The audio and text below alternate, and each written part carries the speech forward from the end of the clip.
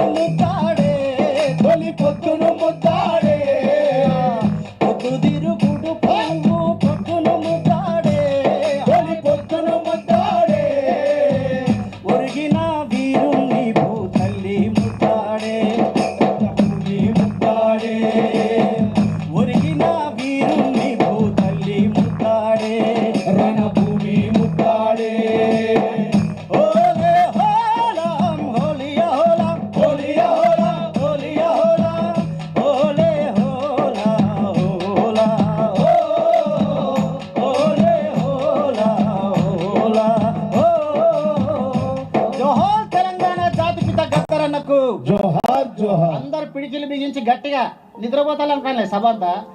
జోహార్ తెలంగాణ జాతిపిత గద్దరన్నకు జోహార్ జోహార్. ప్రజాస్వామిక ఉద్యమాలలో ప్రాణాలు అర్పించిన మన వీరులకు జోహార్ జోహార్. గద్దరన్న ఎక్కడ ఉన్నా ఈ వివక్ష, ఈ అణిచివేత ఎంతవరకు ఉంటుందో అంతవరకు పోరాడతాని చెప్పినటువంటి వాడు. తర్వాత ఈ వారసత్వాన్ని నా జాతి ప్రజలు కొనసాగిస్తారు అని చెప్పిండు. ఏ జాతి ప్రజలు, ఏ ప్రజలు, ఇక్కడున్న మన అందరం కూడా. ఎందుకు గద్దరన్న ప్రతిరూపాలు ఉన్న ప్రతి ఒక్కరు తెలంగాణ జాతిపిత అనే అటువంటి ఒక టాపిక్ మనం ముందుకొచ్చింది, ఒక అంశం మనం ముందుకొచ్చింది. తెలంగాణ జాతిపిత ఎవరైతారు, ఎందుకైతారు, దానికి ఏం అర్హతలు కావాలని ఇప్పటిదాకా పెద్దలు చెప్పిండు. కంచాలయ్య సార్ దానికి సుదీర్ఘమైన ఉపన్యాసం ఇచ్చిండు. నేను మళ్ళీ అందులోకి వెళ్ళను. కానీ ఈ తెలంగాణలో, ఈ భారతదేశంలో ప్రపంచ ప్రసిద్ధిగాంచినటువంటి వాళ్ళు ఎవరు గుర్తుపడతారు అని అంటే అంబేద్కర్ని తెలంగాణ సమాజము 1970-80 దాకా తెలంగాణ సమాజంలో అంబేద్కర్ చర్చ అంత పెద్దగా లేకుండే, ఏదో కొంతమంది బుద్ధిజీవులుగా ఉండే. అంబేద్కర్ ఎంత తెలుసో మహారాష్ట్రలో, తెలంగాణలో, భారతదేశంలో గద్దర్ కూడా అంత తెలుసు. అంత గొప్ప ఫిగర్ భారతదేశంలో Gaddar. He's not a local figure, global figure Gaddar అన్న. గద్దర్ అన్నను అక్కడి నుంచి అసలు గద్దర్ అన్న నేపథ్యం ఎక్కడి నుంచి ఒక నక్సలైట్గానే చూస్తామా గద్దర్ అన్నను? గద్దర్ అన్నను ఒక దళిత ఉద్యమకారుడుగానే చూస్తామా? బుర్ర నిండా బుద్ధుని తేజము, అంతరంగం అంతా అంబేద్కర్ని జ్ఞానము. బుర్ర నిండా బుద్ధుని తేజస్సు, అంతరంగం అంతా అంబేద్కరుడి యుద్ధము. కళ్ళ నిండా కారల్ మార్క్స్, మనసు నిండా మావో మార్చ్. గోరు నుంచి గొంతు దాకా ప్రజాపాటల కన్నీటి ఊట, అతడే నడిచేస్తున్న పాటల తరగని గని గద్దర్ అన్న చచ్చిపోయినప్పుడు రాశాను. గద్దర్ అంటే ఒక నక్సలైట్ ఉద్యమానిక పోయేటప్పుడు ఏం చెప్పిండు? ఆయన బుల్లెటే నమ్మిండు కావచ్చు, కానీ స్టార్ట్ అయిందా? పోయేటప్పుడు ఏం చెప్పిండు ఆయన? బానిసలారా లెండిరా. దయన్న షూట్ చేయించిన, ఎంత అద్భుతంగా షూట్ చేయించినావు. థ్యాంక్ యూ దయన్న. చాలా అందులో దయన్న చాలా హీరో కనిపిస్తాడు. బానిసలారా లెండిరా, ఈ బాంఛను వద్దురా. బానిసలారా లెండిరా, ఈ వాంఛను బతుకులు వద్దురా. బానిసలారా లెండిరా, ఈ బాంఛను బతుకులు వద్దురా. బానిసలారా లెండిరా, ఈ వాంఛను బతుకులు వద్దురా. అడక తింటే మన ఆకలి తీరదు. పార్టీలలో పోయి అడుకున్నాడు ఆ గద్దరన్న. పార్టీలను తిప్పి ఇట్లా కాళ్ళ చుట్టూ తిప్పిండు. కేసీఆర్ ఏమైండు? గద్దరన్నని కాదంటే కేసీఆర్ ఏమైండు? గాలిలో కలిసి బూడిదైపోయిండు. భూస్థాపితమైండు. గద్దరన్నతో పెట్టుకోవాలి, అందరూ భూస్థాపితమైండు. గద్దర్ చరిత్రగా తెలంగాణ జాతిపితగా ప్రపంచ ప్రజాపాటగా నిలబడ్డవాడు గద్దరన్న ఒక్కడే. ఏం చెప్పిండు? అడక తింటే మన ఆకలి తీరదు, గుద్ది గుంజుకుందామురా. బానిసలారా లెండిరా, ఈ వాంఛను బతుకులు వద్దురా. బానిసలారా లెండిరా, ఈ వాంఛను బతుకులు వద్దురా. అడక తింటే మన ఆకలి తీరదు, గుద్ది గుంజుకుందామురా. బానిసలారా లెండిరా, ఈ వాంఛను బతుకులు వద్దురా. బానిసలారా లెండిరా, ఈ వాంఛను బతుకులు వద్దురా. ఓంగరో గరినో, ఓహో నాగరి నాగరినో. ఓంగరో గరినో, ఓహో నాగరి నాగరినో.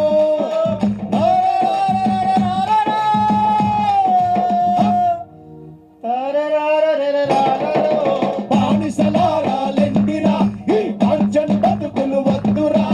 బానిసలారా లెండిరా, ఈ వాంఛను బతుకులు వద్దురా.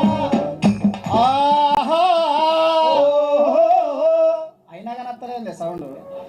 ఆహా ఓహో, ఏ మీటింగ్ అయినా సత్యన్న ఫుల్గా పెడతాడు పలాన్ దాంతో. మీరు ఏం బాధపడకుండా మస్తుగా మనకు. ఆహా ఓహో. ఇట్లాంటి ప్రజాపాట మన తెలంగాణలో, మన మధ్యలో తెలంగాణ పల్లె ఎక్కడ తూఫాన్, మెదక్ జిల్లా తూఫాన్. ఇది గద్దర్ పుట్టిన ఊరన్నారు. చెప్పులు ఇడిసి నడుస్తుంటే నేల పొరల్లో పాటలు పాకుతున్నాయి. అలాంటి గద్దర్ పుట్టిన నేల మీద మనం ఉన్నాం. కానీ గద్దర్ చనిపోయిన తర్వాత చాలామంది మాట్లాడిండ్లు, పోయిండ్లు, ప్రతిపాదించలేవారు. కంచాయి సార్ ప్రతిపాదించిండు. గద్దర్ అన్న చనిపోయిన తర్వాత చాలామంది నివాళులు ఇచ్చిండ్రు. ప్రపంచంలో అంటే ఇంతకుముందు నలమాస కృష్ణ వీళ్ళందరూ గుర్తు చేసిండ్రు. Paul Robeson, Michael Jackson, Bob Marley వీళ్ళు చనిపోయినప్పుడు చాలామంది వచ్చిండ్రు. కానీ గద్దర్ అన్నకు జరిగినటువంటి సంస్మరణ సభలు ఈ ప్రపంచంలో ఇప్పటిదాకా జరగలేదు. That is the world record. Gaddar అనేది ప్రపంచంలో ఇంతవరకు ఎవరికి జరగలేదు అంతగానం. కానీ గద్దర్ అన్న విగ్రహం చాలామంది పెట్టలే. సత్యన్న పెట్టినందుకు మనం అందరం గట్టిగా చప్పట్లు కొట్టాలి ఒకసారి సత్యన్నకు, మట్టి మనిషి సత్యన్నకు. గద్దర్ అన్న త్యాగం. అందుకే అందరూ మీటింగ్లు గద్దరన్న యాది సభ, గద్దరన్న సంస్మరణ సభ అంటే ఉస్మానియాలో, నిజాం కాలేజీలో, వరంగల్లో నేను పెట్టిన మీటింగ్లు గద్దరన్న సాంస్కృతిక రాజకీయ యుద్ధాన్ని కొనసాగిద్దామని సభ పెట్టాను నేను. గద్దరన్న సాంస్కృతిక రాజకీయ యుద్ధాన్ని కొనసాగిద్దామని చెప్పేసి. కాబట్టి గద్దరన్న సాంస్కృతిక యుద్ధాన్ని కొనసాగించడం అంటే అమ్ముడు పోయే పాట కాదు, అమ్ముడు పోయే నాయకత్వం కాదు. గద్దరన్న రాజకీయ యుద్ధం అని అంటే ప్రజా పార్టీల దగ్గర అడక తినడం కాదు. గద్దరన్న 2 నిమిషాలు చెప్పారు. గద్దరన్న ఉన్నప్పుడు చూడండి, గద్దరన్న చనిపోయిన తర్వాత చూడండి. గద్దరన్న ఉన్నప్పుడు పాటలు అమ్ముడు పోలే, అక్కనో ఇక్కనో కేసీఆర్కో వాళ్ళ పిల్లలకు పాటలు పెట్టరు. గద్దరన్న ఒక తల్లి చెట్టులాగా, ఒక తల్లిలాగా, పాటకు తల్లిలాగా, పాటకు శాశ్వత చిరునామాలాగా ఉంటే, గద్దరన్న చనిపోయిన తర్వాత గుంపులు గుంపులుగా ఉండి ఏ పాట పాడినా, ఏ పాట రాసినా దానికి ఎంత పైసలు వస్తాయి, అందరూ పాటలు రాతే పైసలు ఎంత వస్తాయి, ఏ పాటను ఎంత కమ్ముకోవాలి, ఏ నాయకత్వానికి ఎంత కమ్ముకోవాలి అని ఇప్పుడు ప్రతి పాటను అందరూ చాలామంది వేదికల మీద కానీ యూట్యూబ్లలో కానీ, అరే తెలంగాణ పాట గిట్లయింది, ఆంధ్ర పాట లెక్క క్యాబరే డ్యాన్స్ లెక్క అయిపోయింది, తెలంగాణ పాట ఎట్లా ఉండే, ఎందుకు వచ్చింది ఆ పరిస్థితి?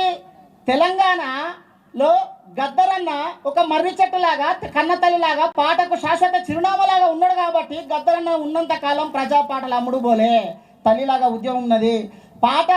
గద్దరన్న చనిపోయిన తర్వాత పాటలు అమ్ముడు పోవడం స్టార్ట్ అయినాయి. పాటకింత రేటుగా ఒక్కొక్క పాటకింత యూట్యూబ్లో పెట్టుకోవడము, అక్కడికనో పెట్టడము. ఏ పార్టీ కంటే ఆఖరి కాంగ్రెస్, టీఆర్ఎస్ కాదు, బీజేపీ పాట కూడా మనోళ్ళే పాటలు రాసి పాడుతున్నారు, మనోళ్ళే పోయి వేదికలో మాట్లాడుతున్నారు. అక్కడ దాకా వచ్చింది. గద్దరన్న చనిపోయిన తర్వాత పాట ఎట్లా అమ్ముడుపోయింది అనడానికి తెలంగాణలో ఇది ఒక బెస్ట్ ఉదాహరణ. కాబట్టి మిత్రులారా, ఇంకా తర్వాత గద్దరన్న యుద్ధాన్ని కొనసాగించేటువంటి వాళ్ళందరూ వేదిక మీద ఉన్నారు. పసుమూరి రవీందర్ అన్న పోటెత్తిన పాట, లాస్ట్ గద్దరన్న మీటింగ్ ఏంటిదంటే పోటెత్తిన పాట. తూర్పువాడ అని 2 పుస్తకాలకు గెస్ట్గా పిలిచినాం గద్దరన్నను. కంచేలే సారు ఆ రోజు వేరే మీటింగ్ ఉండి కంచే సార్ వెళ్ళిపోయాడు, విమలక్క వచ్చింది. ఆ మీటింగ్లో ఆయన లాస్ట్కి చెప్పింది, అరే మనుషులు అన్న వాళ్ళు చాలామంది వస్తారు, ఇది భూమి మీద పోతారు, త్యాగం చేసినటువంటి వాడే సమాజంలో నిలబడ్డారా, ఈ చరిత్రలో నిలబడ్డాడు, మిగతా వాళ్ళందరూ వేయరా. 11 గంటల దాకా, 5 గంటలకు స్టార్ట్ అయితే 11 గంటల వరకు ఆ సభ నడిచింది. లాస్ట్కు మాతోటే గద్దరన్న ఆ మీటింగ్. తర్వాత తూర్పువాడ అని చిలుక భాస్కర్ రాసిన పుస్తకానికి వచ్చిండు. ఇక లాస్ట్ ఈ 2 మీటింగ్లే. ఆ 2 మీటింగ్లల్లో అమ్ముడు పోని నాయకత్వం ఉండాలిరా, పాటలు అమ్ముడు పోతున్నాయిరా, ఉస్మానియా వేదికగా ఒక క్లబ్ పెట్టండి రా, కొత్త పిల్లగాళ్ళని రాసేటోళ్ళను, మాట్లాడేటోళ్ళను, యుద్ధం చేసేటోళ్ళను ఎంతోమందిని మనం ఆశించినాం, కానీ వాళ్ళందరూ నేడు అమ్ముడు పోయినరా, అమ్ముడు పోని పాట కావాలి, అమ్ముడు పోని నాయకత్వం కావాలి అని లాస్ట్కి ఆయన మాట్లాడిండు. ఇంకా చాలా మాట్లాడిన కానీ టైం లేదు కాబట్టి ఇప్పటి వరకు ఈ అవకాశం ఇచ్చినటువంటి పసుమూరి రవీందర్ అన్నకు, ఈ సభ తెలంగాణ జాతిపిత ఎవరు అనే అటువంటి శశబిషలు లేకుండా, జాతిపిత అంటే యుద్ధ గీతాల యూనివర్సిటీ గద్దరన్న మాత్రమే. ఏ పాట అయినా సరే అమ్ముడు పోని పాట గద్దరన్న మాత్రమే. భాషను 5000 ఏళ్ల క్రితం ఉన్నటువంటి భాషను కూడా నిక్షిప్తం చేసిన గద్దరన్నే. పాట అంటే యుద్ధం, పాట అంటే ఒక సత్యం, పాట అంటే ఒక నిజాయితీ, నిలువెత్తు నిప్పు అని చెప్పినవాడు గద్దరన్నే. ఆ మీటింగ్కు సత్యన పెట్టినందుకు ధన్యవాదాలు తెలియజేస్తూ Jai Bhim. Thank you doctor Nalliganti Sharath గారు. చాలా అద్భుతమైనటువంటి మాట పాటతోటి అలరించినందుకు ఒకసారి గట్టిగా శరత్కి చప్పట్లు కొడదాం. ఇంకా సమయం ఇవ్వాల్సింది శరత్కి, కానీ తక్కువ ఉండడం వల్ల చేసినాం. నాకు డాక్టర్ అద్దంకి దయాకరన్నను చూస్తే